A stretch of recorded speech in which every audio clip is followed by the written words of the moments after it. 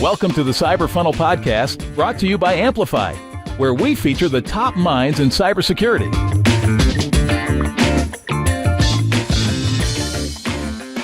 Welcome to the Cyber Funnel Podcast, where we're lifting up the people behind the brands across the cybersecurity industry. I'm your host, Thorne Compton, and some of my great past chats include amazing people like PR extraordinaire Renata Seward from Backblaze. She's going to hate me that I totally mispronounced that. I'm sorry, Renata. Today, I have the pleasure to welcome Clinton Karr from Ramsey Communications into the Cyber Funnel. How are you today, Clinton? I'm great. Thanks for having me on, Thorne. Absolutely. I'm very excited about this conversation. We're going to get real nerdy. It's going to be awesome. Before we get started, of course, this episode is brought to you by Amplifyed, the SEO and GEO agency for cybersecurity companies. Amplifyed serves cybersecurity marketing teams by driving more leads from Google and AI search. We handle all the heavy lifting and know the exact levers to pull to get you more SQLs, but most importantly, we speak the language of cybersecurity. Learn more at amplifyed.io. That's amplifyed.io. As I said, I've got Clinton Karr joining me today, and we're going to get into the nitty gritty about GEO. We're going to try not to scare anybody off today, all right? Yeah, I mean, I know it's one of these things that a lot of people are interested in it. Their CEOs are asking, how do I get how do we get our brand mentioned in AI? How do we get visibility into AI? So I bet you're going to have a pretty strong appetite for this subject. Always a strong appetite. I also have a strong appetite for getting to know you a little bit more. So before we get into it, I have one question for you, and then we're going to ask another fun question to get to know you at the end. What did you want to be when you grew up, Clinton? Well, yeah, I know we're both going to nerd out today. So I'll admit, in high school, one of my favorite extracurriculars was Model United Nations. And so I went to Boston University because they had a good international relations program. And unfortunately, I'm just not very good at speaking foreign languages. And it also turns out that international relations is a lot more of writing policy papers and analyzing policy papers than it is meeting with people and having that personal connection. So I shifted into public relations, and I remember asking a older classmate friend of mine, like, what's a job where you just get to talk to people all day long? And he said, oh, that's PR. So, here we are now, and it's working out. I'm getting to talk to you today. It's so funny. I was a journalist in my past life before getting into SEO and cybersecurity, and I had a very similar thing happen where, like, I'm a sports guy, but I was like, I'm gonna be a journalist, and I'm gonna be a real hard hitting cop journalist and that kind of stuff. And then I did like a cop beat for a little while, and I went, this is so boring. This is so much more boring than I ever thought it was going to be. And then I pivoted back into sports, and that was a great time. And hey, God bless the broken roads, and here we are. We're both cybersecurity marketing and yeah, there's enough true crime podcasts now as it is, right? Hey, don't throw me with a good time. We can film another episode. I got into cybersecurity and tech PR. I was interested in the more traditional broadcast, TV or radio or that sort of thing, and people sort of said, partly because I lived in Boston and there's a strong tech corridor there, if you can make it in tech PR, if you can make that interesting, then you can make anything interesting. And now I've just been in tech for 20 years, so it just is what it is. That pivots right into my first real question here, and talk about your journey kind of into cybersecurity. I know you've been around in the industry for I don't want to say quite a while, because we're not aging anybody on here, but like you've been through a lot of growth. I'll age myself because I like to call it the Reader's Digest version, but now I realized I don't even know if Reader's Digest exists. It's got to be around. I've seen them at the grocery store. Yeah.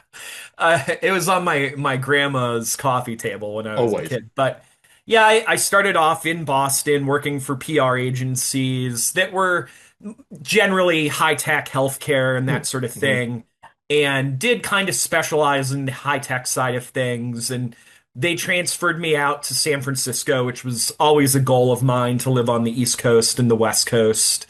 And really kind of just fell backwards into cybersecurity, where they kept adding me into more and more cybersecurity accounts. But this was at a time almost 20 years ago that RSA, I remember because it's in San Francisco, Hmm. people in 2008 or so were like, is RSA going to survive? That's kind of how low attendance was.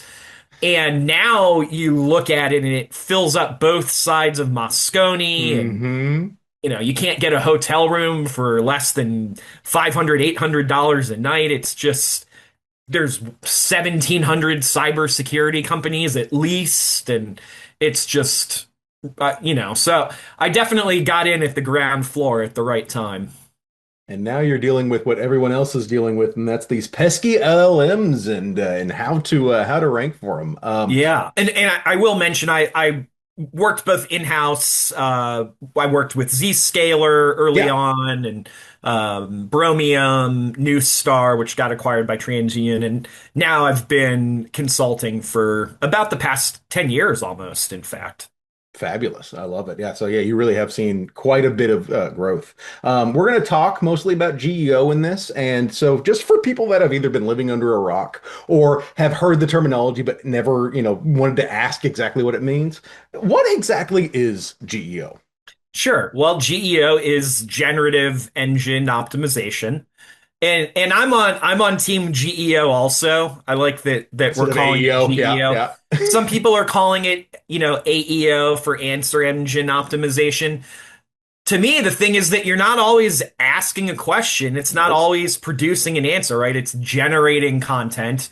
And so that's what it is. That generative engine optimization is, how do you sort of optimize your content for the retrieval and recommendation of your brand in large language models like ChatGPT, Claude, or, even Google's AI answer overviews. Yeah. But also, I'm not precious. If you want to call it, AEO or AI search optimization, and frankly, I know that Amplified feels about the same way. At the end of the day, it's largely SEO. Yeah. First, I do draw the line at AIEO. No, no, you get Yeah. three, you don't get four. And yeah, it is a little bit how though there I do believe there are fundamental some differences between SEO and GEO. What are some differences that you've kind of seen throughout your research? Like you and I talked about before, right? End of the day, it's all about sort of optimizing your EAT signals, right? The experience, expertise, authority, and trust, Hmm. right? And that's both, on your own page and the links that you generate across the web. I do think that there are particulars that you see. There's this fundamental study that we can dive more into, which is literally called generative engine optimization out of Princeton. And they found that in particular, things like statistics and Hmm. quotes provide a lift in GEO that I think you can't necessarily say has that same sort of lift in SEO. And likewise, that sort of research, Muckrack has produced Yeah, research that yeah. shows press releases have more pickup if they have quotes and statistics, and that I think those are kind of two big ones. But Yeah. it's more the commonalities, right? That you want the structured format, the H2, H3 headers. You want to sort of write for the natural language search intents and answering the questions that users are likely to ask. There's more technical stuff, right, that we can start to get into. Like in particular, this idea of the LLMs.txt. Yeah. And I think that that's where there is a lot of debate in the industry, right? And it's even the sort of thing where Google's left hand doesn't know what its right hand is doing, where, Hmm. John Mueller is saying that you don't need LLMs.txt, it doesn't help anything, and then they have LLMs.txt on dev.google.com, right? And I think that part of it too is that there's kind of like levels or layers to what are we talking about when we talk about an LLM, right? And so some of these optimizations are maybe more for coding assistant LLMs than they are for the chatbot LLM. You just touched on first. You answered a question that I had about how they're similar. So how dare you get ahead of me on my question? No, you really just ran into a very interesting thing to me about that about LLMs. It's people just kind of use the terminology AI or LLMs, and they're thinking that they're talking about one thing. They're not. I mean, even when you're talking about the differences between Perplexity and Claude and ChatGPT and Google's AI overview, we're not talking about one monolith. It is different elements that are going to be affecting different things. And even if you are using an API connection Hmm. versus, the web portal or desktop agent, you're going to get different results. Yeah, it's how difficult does that make even trying to like improve your visibility or even measuring GEO when so many different factors can affect it? I mean, it really, to me, it reminds me a bit of Twitter, right? Yeah. Of like how the early days of Twitter was just this fire hose of how do you make sense of any of this?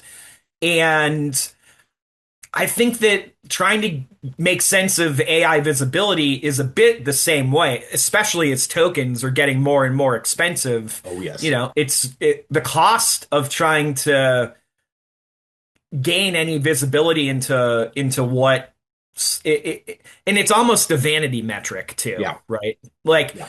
I think that there are these best practices that organizations should be aware of and should be following, but at the end of the day it's really about like your lead gen and your website traffic and how many people are converting on your offer, and that's what really matters to the executive team and the board at the end of the day, right? So they might be asking, how do we get visibility in AI? But what they really want to know is, how can we keep driving sales results? Because I think one thing that companies do know is that they're getting less search referrals, right? And that is because of AI, and that is because the sort of zero click phenomenon, right? Which is this uh, propensity for users to just stay within Claude or within Chat GPT and just have their conversations that way, right? So yeah, it is changing kind of the whole dynamic around the buyer's journey, and Hmm. um, more so, and I think that Sixth Sense Yeah. has some really good research around the way that AI has changed the buyer's journey, and it's really just sort of changing the timelines. Like the buyer's journey still looks the same. It's just that people are spending more time conducting their research on their own. Yes. And when they're coming to your website, they're already pretty well informed now, right? So the point is to still produce that educational and awareness building content and still produce that demand generating content, but just to be aware that that content is perhaps getting consumed and synthesized and spit back out through the large language models. I like to say a lot of the time that like, it used to be that first touch on your website was very rarely going to be like a conversion. Now it's to the point where like still first touch is a little early, but first touch with your brand is very rarely going to be with your website. Even going back 5 years, it was first touch was someone searched you up or something similar, and they find you on Google. They get a very small amount of information through the meta and the title, and they have to go into your site and go figure you out. Now they're getting so much more information with you that the first touch with your brand really is going to be coming from AI. And that really is how I think it's really important to kind of own your message between like your owned media, your earned media, and your shared media to kind of have that surround sound approach to your content, you know? Yeah, and there is, of course, the issue of sort of hallucinations, right? Uh-huh. And I think interestingly, I've seen that there is this tendency, or whether it's intentional or not, I'm guessing it's intentional, or it could be laziness on sort of other content creators' parts.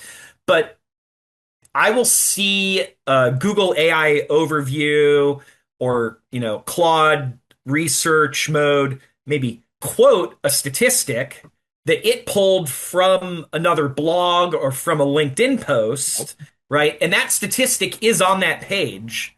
But then if you go to that page and try to find, okay, well, what's the source of their statistic? They just made it up, right? Yeah. And I mean, it's the sort of thing where I see people on LinkedIn essentially inventing statistics and attributing them to Gartner, which, this is Gartner's world and we're just playing in it, that are then getting cited in Yeah. research that I'm conducting. And it's like, I think it's important that as I kind of shift gears and talk about AI maturity, that when we are using AI as marketers in our workflow, and I do every day, and it makes me very efficient, that Hmm. we're not just like offloading all of our cognitive processing to these models, right? You got to treat it like an intern Yeah. that is very good at doing research, but will still sometimes bring back something really questionable. And it's when you get too comfortable that you let your guard down, and that's when that, false statistic slips through. But guess what? It's your name on the line, it's your brand on the line.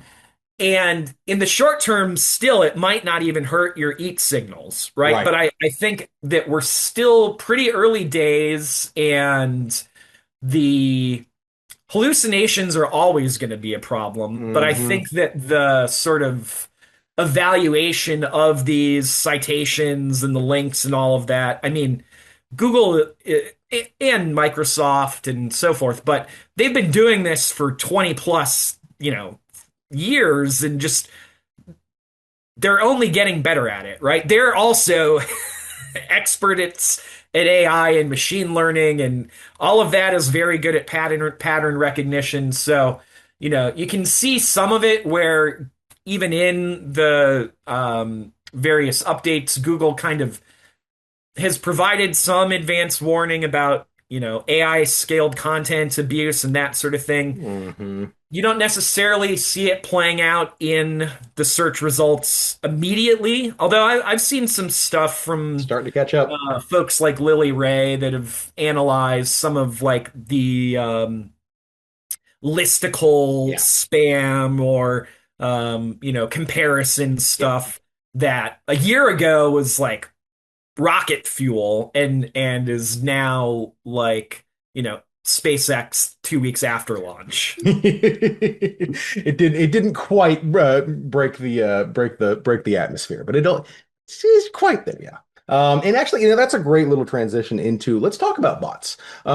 For again, real quick breakdown for the layman specifically. All right, so like you've probably heard of Google's bots if you are, anywhere in on SEO. You understand robots.txt and the importance of having your site be crawlable.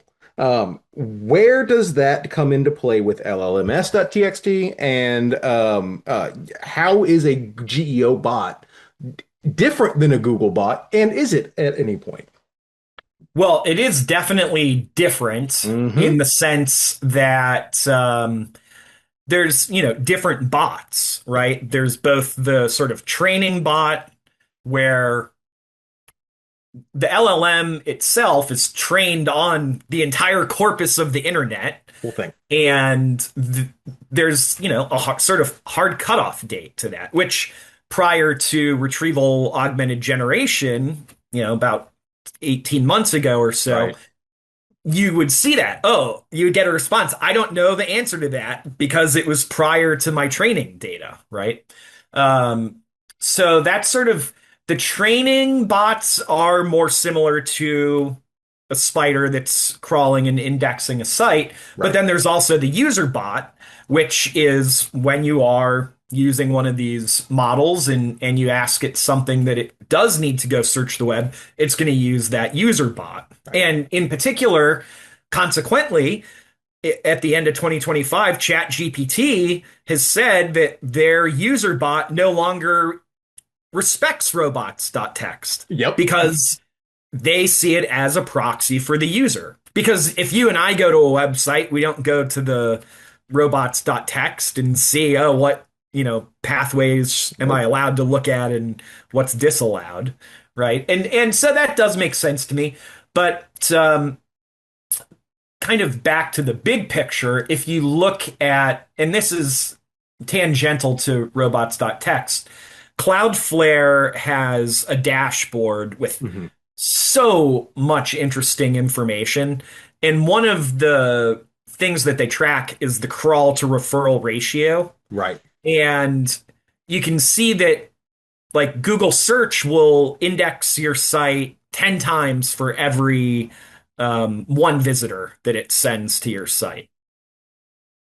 And it is like an entire it's multiple orders of magnitude different for ChatGPT is something like 1,000 times, and Claude is something like 5,000 Yeah. times, right? So these bots are coming to your website, but they're not sending traffic to your website. So that is, kind of one big difference in that regard. But in terms of how they behave, aside from the Chat GPT user, they should sort of theoretically follow robots.txt.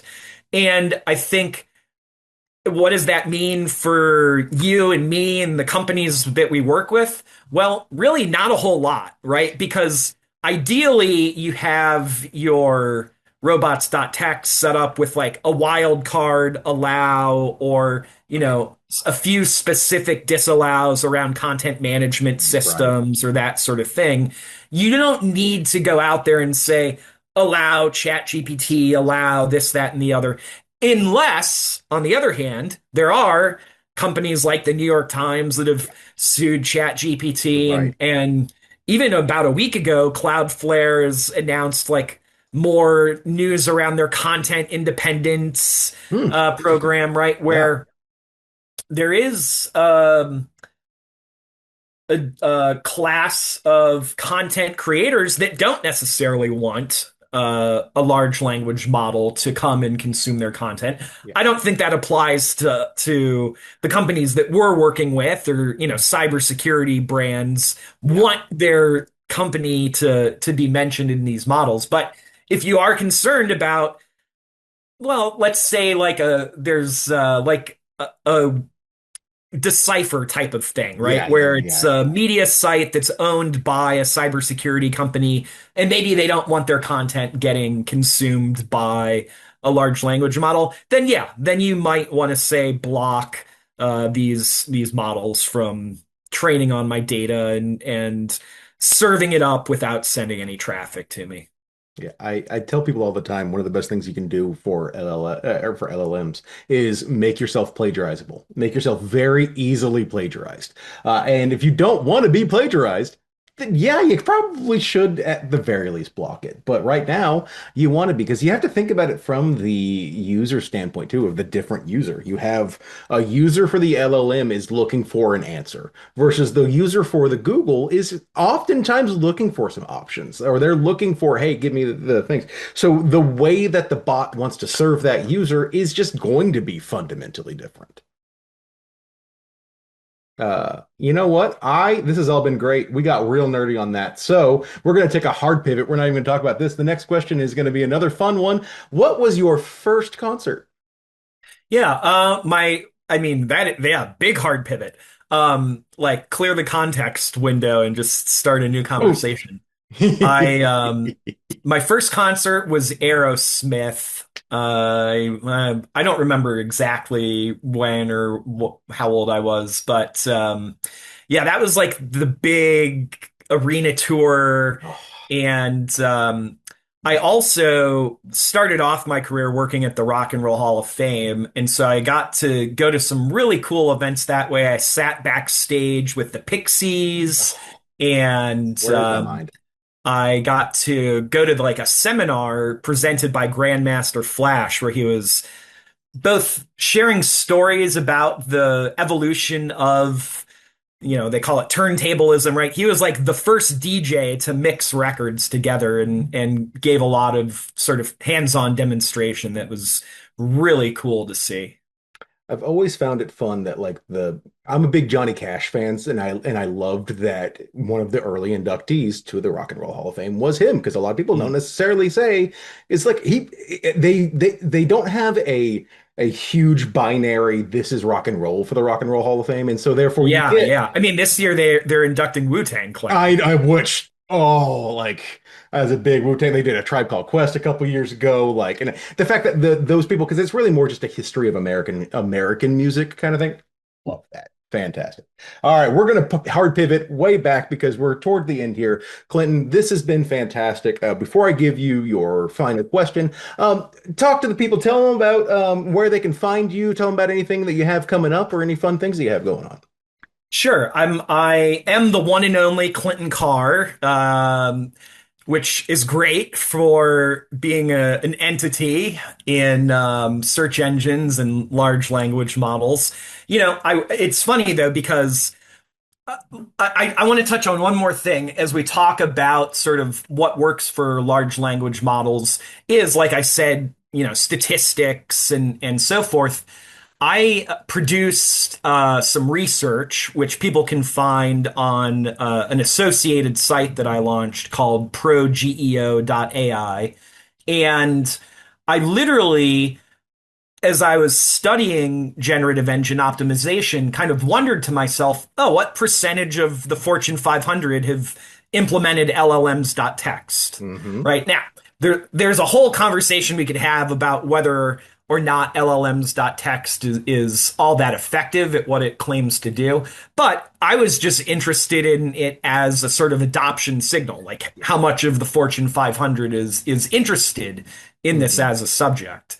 And when I searched for that, there was no results for it. And so I actually vibe coded myself a website scanner and had to go through all the iterations of it serving up false positives and, had my own AI psychosis moments and all of that. But, it took a few weeks, but I got a really good data set and analyzed it and all that. And now if you ask Google what percentage of the Fortune 500 have LLMs.txt, you're going to get my research. You're going to get the press release that I published. You're going to get the Reddit post that I made, right? And so it's that sort of thing. And that's why I think in cybersecurity in particular, it's such a great industry because of all of the threat research and statistics and all of that there's opportunities for cybersecurity companies just constantly create original content. Yes. Oh, 100%. And that OG, that new content, I mean, that's the stuff that LLMs are feeding on. They have to have that to continue to grow. So by creating good quality content on that, that's a great example of a good thing that you can do to kind of take advantage of this AI era. My last question for you is, what are some of the biggest pitfalls marketing teams in cybersecurity are seeing when implementing and adopting AI into their processes? I think again, if you take a look at my website, I did some research around AI maturity within the cybersecurity space in particular. And this was really just intended more as initial benchmarking, especially because I conducted this back in February, or March, I guess, was RSA. And it shows sort of the obvious results being people using it to create content and repurpose content and stuff like that. I was surprised to see like not as many people are using it for like role playing, right? Where you can stress test your messages, say against adopt the persona of a CISO or that sort of thing, or even, prepare for a sales call or customer meeting or that sort of thing, right? But in terms of the biggest pitfall, I think is not something that I measured. It was something that came up in conversations that I had at RSA.